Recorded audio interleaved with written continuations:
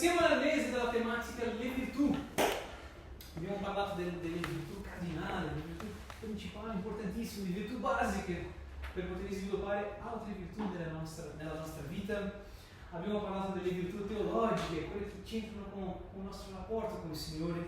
Abbiamo parlato dell'importanza di sviluppare virtù anche a livello intellettuale. Cerchiamo la saggezza del Signore, perché quando c'è quella saggezza va insieme con questa ricerca il timore del Signore, così mentre cerco un rapporto stretto con il Signore, io comincio a sviluppare anche le mie virtù intellettuali. E oggi toccheremo un'altra categoria delle virtù, perché la Bibbia parla di tante virtù, la Bibbia ti spinge, ti incoraggia a cercare di sviluppare le virtù nella nostra vita e che lavorano insieme alla santificazione totale, e quello che lavora insieme con il processo di salvezza della nostra vita, e lavorare l'opera della salvezza in azione nella nostra vita. Se sei stato salvo, da cosa? Perché i frutti devono essere visti da tutto il mondo. Allora, parleremo di un'altra categoria. Oggi noi parleremo della categoria delle virtù morali. Parleremo delle virtù morali. Ci sono virtù a livello morale che la Bibbia ci spinge a sviluppare nella nostra vita, proprio perché la nostra vita sia completa. Quando sviluppiamo virtù a livello morale, la nostra vita si completa in un altro senso, in un'altra parte del nostro essere per tutto il mondo. Se ci sviluppiamo a livello morale, noi possiamo assaggiare il cielo mentre viviamo ancora in questa terra. Riusciamo a assaggiare assaggiare un altro aspetto della vita futura, della vita dell'età che deve arrivare ancora. Noi riusciamo a cominciare a vivere mentre siamo ancora nella temporale. Allora, la mia domanda di riflessione per lo sviluppo di questa idea è che come il cielo può essere rivelato a un mondo incredulo attraverso di una virtù morale? Come possiamo rivelare una caratteristica del cielo attraverso di una virtù morale a un mondo sordo, un mondo incredulo? Come una virtù morale può aiutarmi ad affrontare e vincere le sfide che arrivano nella nostra vita? Non so di te, ma nella camminata cristiana ci sono tante sfide che dobbiamo affrontare, ma come che lo sviluppare di virtù morali ci aiutano non soltanto ad affrontare, ma anche a vincere queste sfide? Anche quando affronto queste situazioni, quando non ho avuto nessuna colpa, non ho fatto niente per meritare questo male che a volte arriva nella nostra vita. Il riferimento di quello che voglio parlare si trova nel libro di Giobbe, capitolo 1. Giobbe 1, capitolo 1, versetto 1 in poi. Giobbe, capitolo 1, versetto 1 in poi.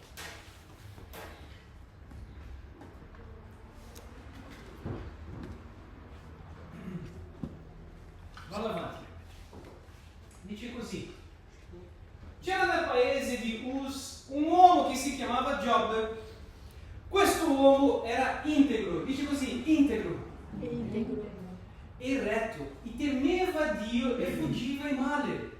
Gli erano nati 7 figli e 3 figlie. Possedeva 7.000 pecore, 3.000 cameli, 500 paia di buoi, 500 asini e una servitù molto numerosa.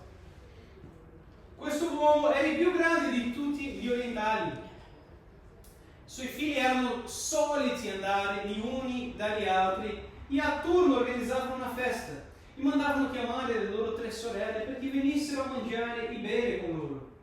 Quando i giorni della festa terminavano, Giobbe li faceva venire per purificarli. Si alzava di buon mattino, gli offriva un olocausto per ciascuno di essi, perché diceva: può darsi che i miei figli abbiano peccato e abbiano rinnegato Dio in cuor loro. Giobbe faceva sempre così. Adesso facciamo un salto fino al versetto 13. Dice così: un giorno, mentre i suoi figli e le sue figlie mangiavano e bevevano vino in casa del loro fratello maggiore, giunse a Giobbe un messaggero a dirgli: i buoi stavano arando e le asine pascolavano là vicino. Quando ecco, i sabei sono piombati loro addosso e li hanno portati via. Hanno passato a fili di spada i servi. io solo sono potuto scampare per venirtelo a dire. Quello parlava ancora quando ne giunse un altro a dire: il fuoco di Dio è caduto dal cielo, ha colpito le pecore e i servi e li ha divorati. Io solo sono potuto scampare per venirtelo a dire. Versetto 17. Quello parlava ancora quando ne giunse un altro a dire: i Caldei hanno formato 3 bande, si sono gettati sui cameli e li hanno portati via.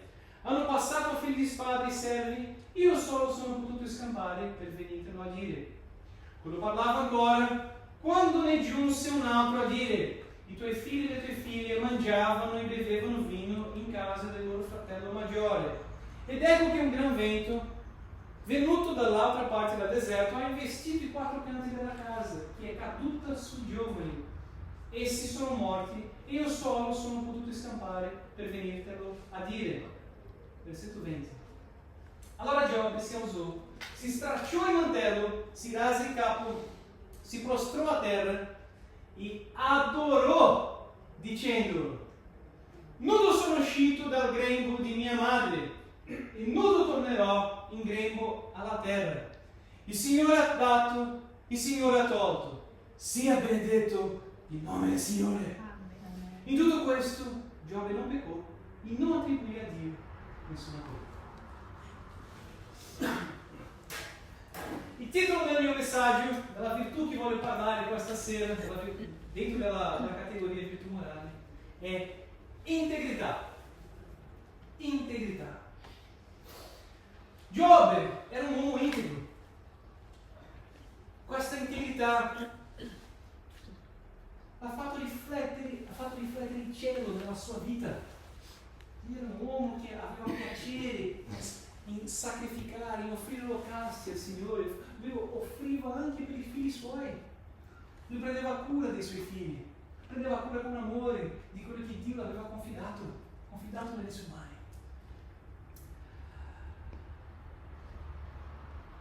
E quello ha portato il cielo in tutte le sue situazioni. La Bibbia dice che Giobbe era un uomo prospero in ogni area della sua vita.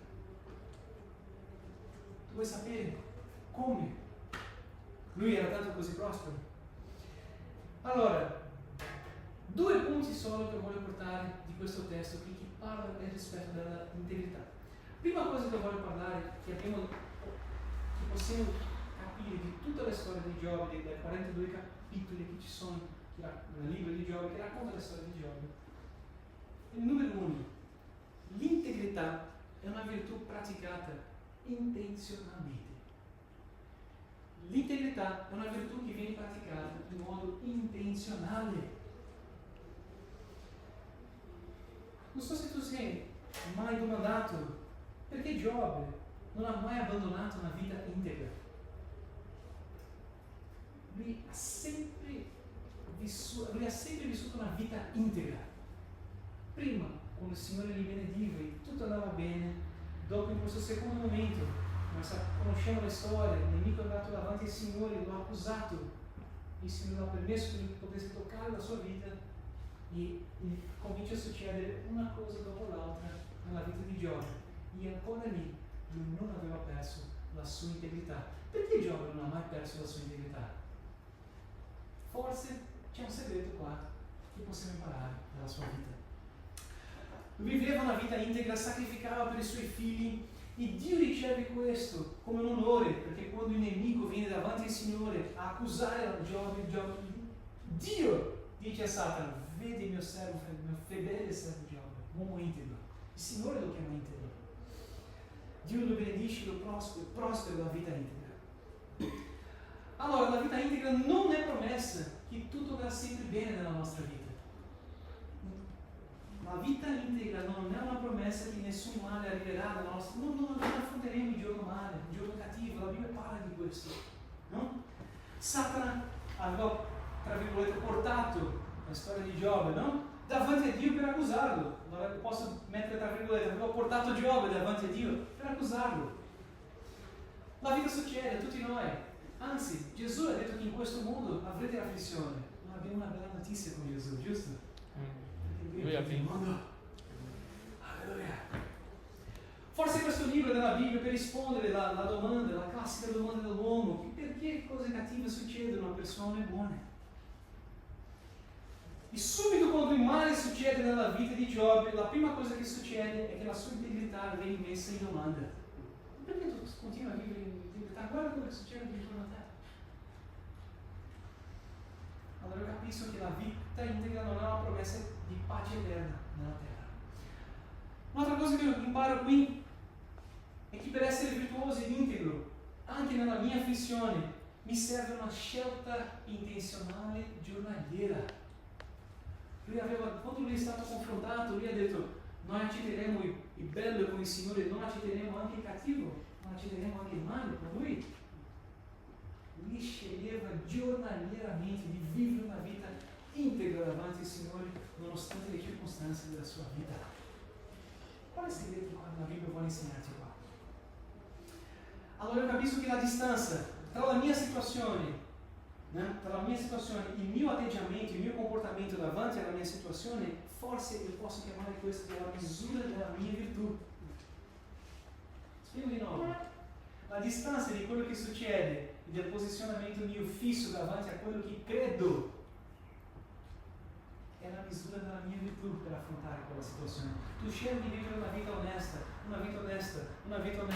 ti viene l'opportunità di fare qualcosa di essere corrotto in un'area della tua vita, tu dici no, non faccio questo, è una virtù.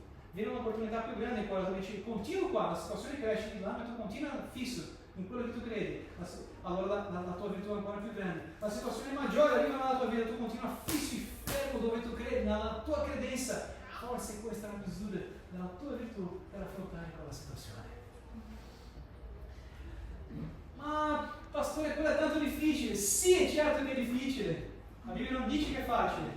La difficoltà che proviamo di mantenere la virtù nelle situazioni della vita è la difficoltà che abbiamo di tradurre un sistema maggiore in un sistema minore. Stiamo provando di tradurre un sistema del cielo nella nostra vita che finisce, nella nostra finita vita. Vi do un esempio.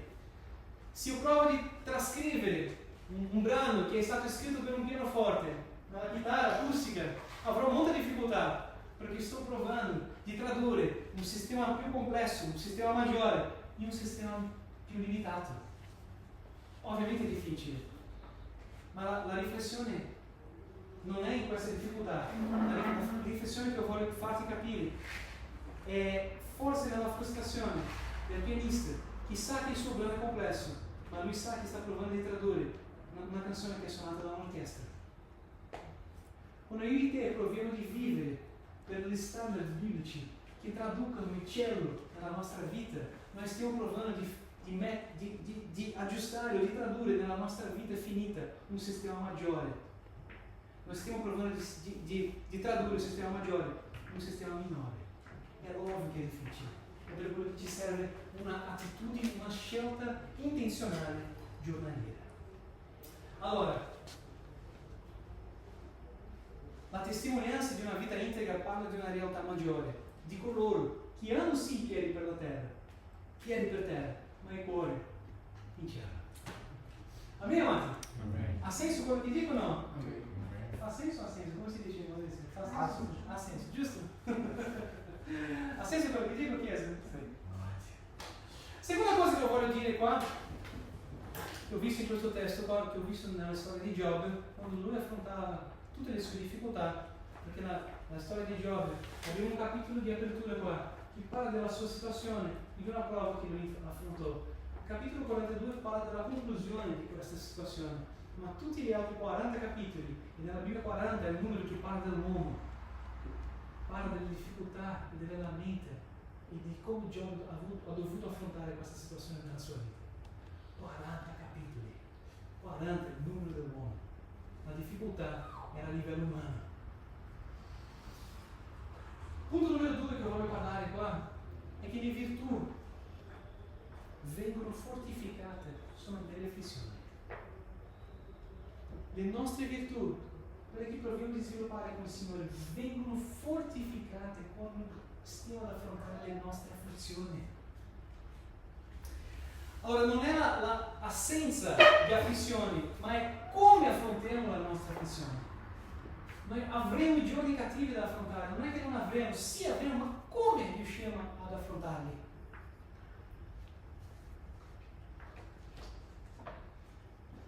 Il segreto, forse, che il testo vuole condividere con noi qui, è non peccare. Perché la mia vita integra mi aiuta a non peccare quando sto affrontando una situazione difficile nella mia vita, quando sto affrontando una afflizione nella mia vita. Ti spiego, ci sono tanti che quando affrontano difficoltà nella loro vita, quella difficoltà li porta a peccare e rendere quella difficoltà ancora più forte, ancora più grande. Ma quando io sto fermo in quello che credo, perché credo che onoro il Signore con la mia integrità, con una vita retta, giusta, pura davanti al Signore, la situazione può venire, ma quello mette la situazione in prospettiva, la prospettiva celeste, e fammi vedere soluzioni, fammi vedere la situazione con gli occhi di Dio. Io riesco a vedere la mia situazione con gli occhi della fede. Io non rendo più difficile la mia situazione, anzi, lo Spirito Santo non è quello che dice che tu hai sbagliato, lui ti aiuta a vedere la via d'uscita. Ha senso quello che sto dicendo, Chiesa? Allora il segreto quando tu stai ad affrontare una situazione difficile è non peccare più.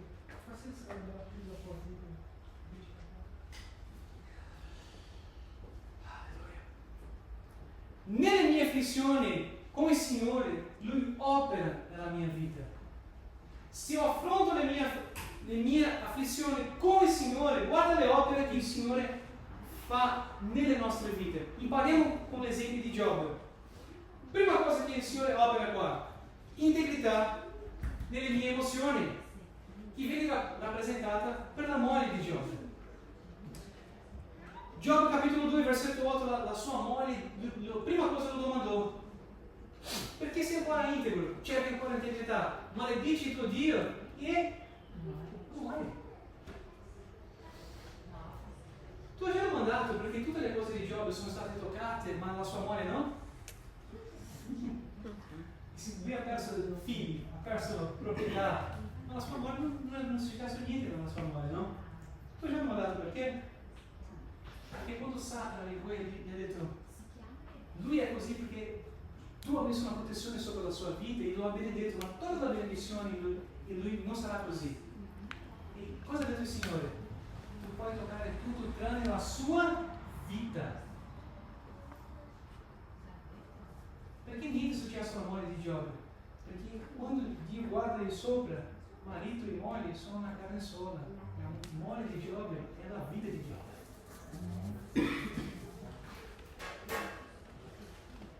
E forse non stiamo soltanto a parlare di matrimonio qui, ma stiamo a parlare del posizionamento che dobbiamo avere come Chiesa con il nostro sposo, Cristo Gesù.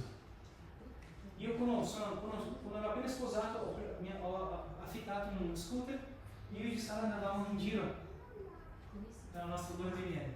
E lei non era molto abituata ad andare scooter. A me piace tantissimo andare scooter, non lo conosce da che e quando facevo la curva alla sinistra, Giussara doveva girare a sinistra con me. Se lui girava alla destra, Giussara doveva girare alla destra con me, perché sennò, se uno gira alla destra e l'altro a sinistra, forse perdiamo l'equilibrio e possiamo fare un incidente, possiamo cascare per terra. Allora la sposa deve essere in linea con lo sposo. Qui noi vediamo la moglie di Giobbe che non è in linea con i pensieri, perché lui dice tu non hai la testa posta, e lui risponde nella fede. Sai cosa imparo qua? Che noi come Chiesa dobbiamo sviluppare una virtù, un'integrità, appunto di essere uno, di essere in linea con i pensieri di Gesù.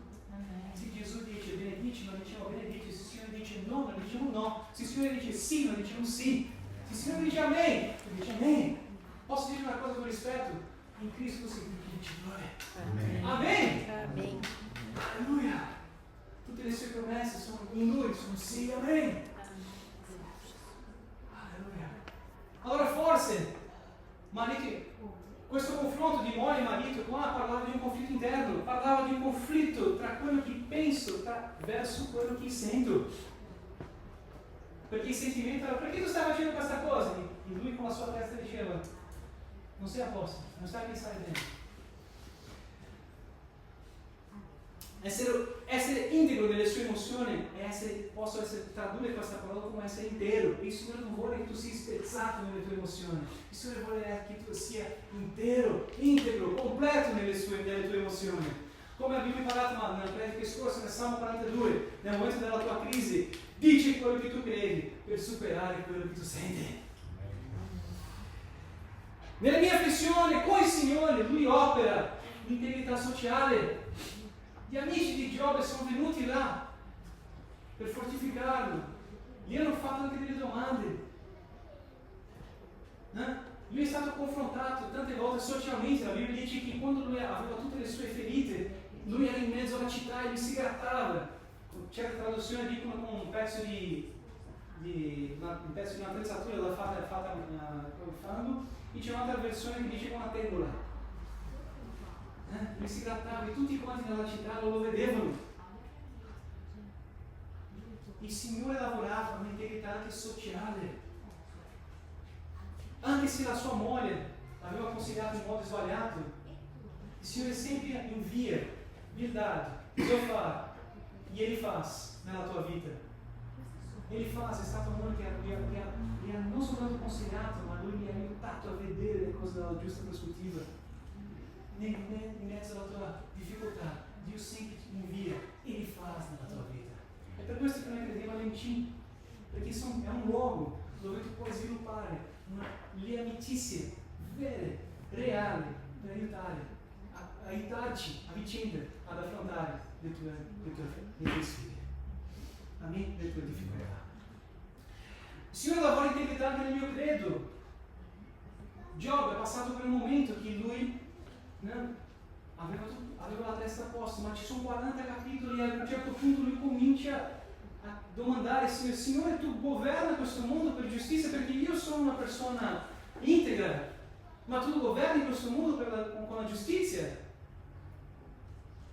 Forse lui domandava: non sono io meritevole?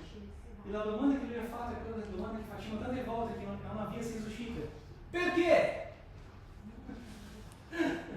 Il diavolo ama mettere questa domanda nella tua bocca, nella tua e nella mia, perché anche tante volte l'ho dato anch'io. Perché? È una domanda che non porta da nessuna parte. Io sono innocente. La teologia dell'azione e reazione era tanto presente nella sua vita. E finché tu domandi questo, come Giobbe, niente cambia. Finché Giobbe domandato perché, niente è successo. Allora Giobbe mandò il Signore nella sua angustia, nella sua angoscia, perdono: Dio, tu sei giusto. Gli amici hanno domandato: Giobbe, forse tu hai peccato? Teologia sbagliata, no? Ma Elifaz, dal capitolo 32 e 37 tu troverai l'esempio, lui propone una domanda più sofisticata. Lui dice: Giobbe, forse Dio permette la sofferenza per aiutarci a non peccare di più. Quello non vuol dire non peccare di più, ma per aiutarti a vivere una vita ad un altro livello. Tutto sembrava senza risposta, ma la sua virtù, la sua integrità, che è una volontà che lo spingeva ad essere giusto davanti a Dio, lo portò al posto giusto. E dobbiamo tutti quanti essere nella nostra difficoltà. E vediamo in questi 40 capitoli ai piedi del Signore in preghiera. Lui parlava con il Signore, lui parlava nella nostra difficoltà. Chiesa, la nostra integrità ci porta nel luogo giusto per trovare le nostre risposte. È ai piedi del Signore. Apri il tuo cuore, dici tutto quello che senti. Giobbe ha parlato anche in modo molto strano, perché ha detto: Signore, sei giusto, io sono integro. Ma anche questo modo di venire davanti al Signore, il Signore mi sembra che è piaciuto, perché a un certo punto il Signore lo rispose. Guarda cosa è successo qua. Io concludo il mio messaggio con queste massime.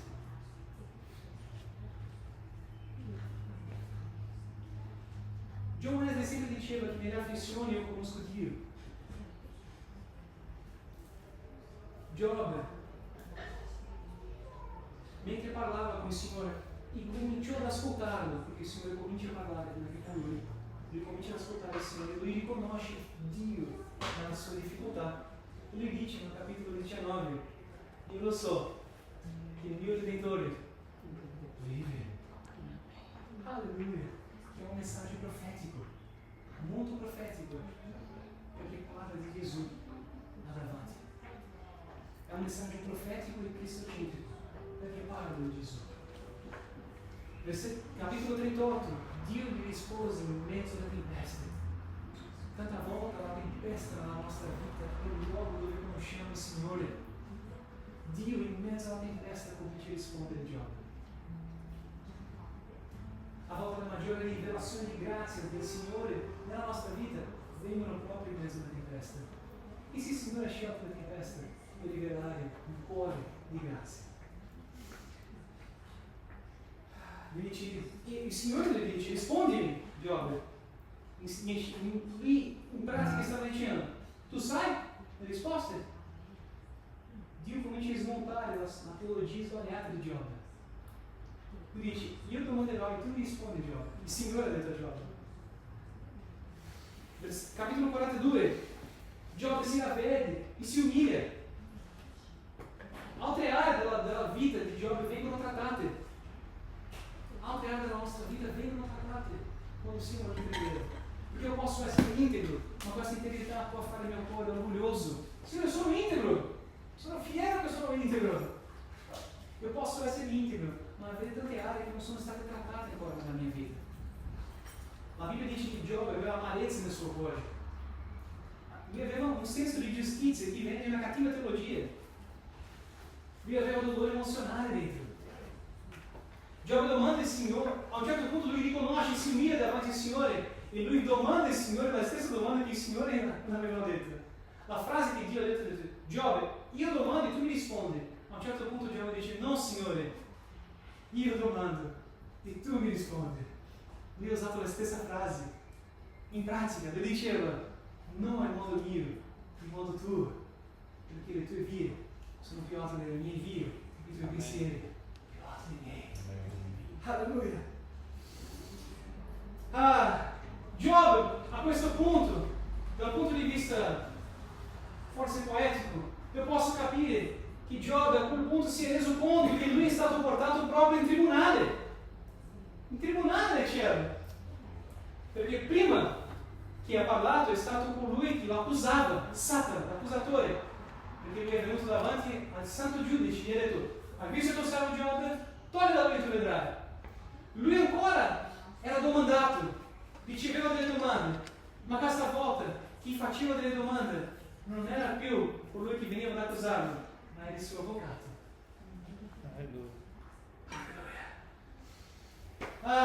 Il Signore comincia a rivelare a Giobbe, a parlare il mondo. Tu hai per caso la forza, Giobbe, per creare le stelle, i cieli?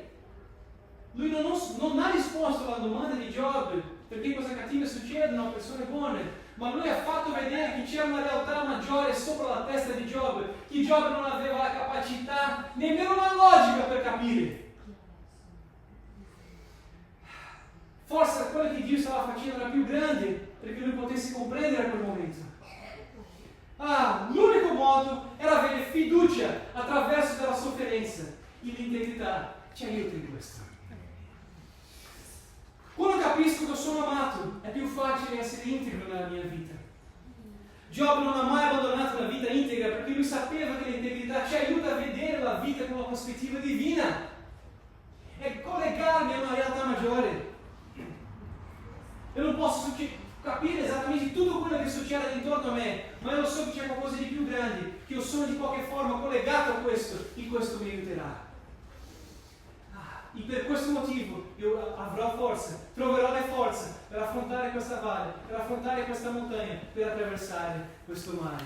L'integrità mi aiuta infatti a sviluppare un rapporto con Dio. La preghiera mi dà forza e comprensione, mi aiuta a vedere Dio nella mia situazione e mi fa capire che io posso perdere tutte le mie benedizioni, ma mai io perderò la sua presenza nella mia vita. Chi ha la più grande benedizione? È la presenza del Signore, è la sua santa presenza che mai ti abbandona. Oh, Signore, la tua presenza mi basta. Alleluia, se il mio linguaggio d'amore sono solo regali, sono solo beni, e quando i beni mi vengono tolti io non riesco a capire l'amore di Dio, ma forse il Signore vuole farci capire tutto un altro livello d'amore con la sua presenza, che non può essere tolta da noi. Noi possiamo rifiutarli, ma Lui non ci abbandonerà mai. Tu trovi forse in Dio Padre attraverso la preghiera. Ora i pensieri di Giobbe sono: io posso affrontare questo, io posso fare questo, io posso fare ogni cosa in colui che mi fortifica. Alleluia. Ora, il sviluppare delle virtù ci aiutano a vedere Dio in questa cosa, nelle nostre situazioni. Dio non ci dà le tavole, ma continua a darci gli alberi. L'abilità, ossia la virtù sviluppata intenzionalmente, vengono sviluppate nelle nostre vite per trasformare l'albero in quello che ho bisogno. Allora, se tu lasci Dio lavorare le tue virtù, così come Giobbe, tu saprai per esperienza che, come dice in Giobbe 19, il tuo Redentore vive, Dio è grazioso, Lui è venuto in noi, Lui è venuto a noi nella persona di Gesù. Lui ha compassione, Lui ha preso le nostre colpe là nella croce e la risposta per tutte le nostre sofferenze troviamo in Lui, perché nella croce impariamo che possiamo fidarci di Dio in mezzo alle nostre sofferenze, anche quando perdiamo tutto, perché Lui ha perso tutto quello che Lui aveva per amore a te. Alleluia. Che Dio benedica la tua vita. Già in piedi nel nome di Gesù.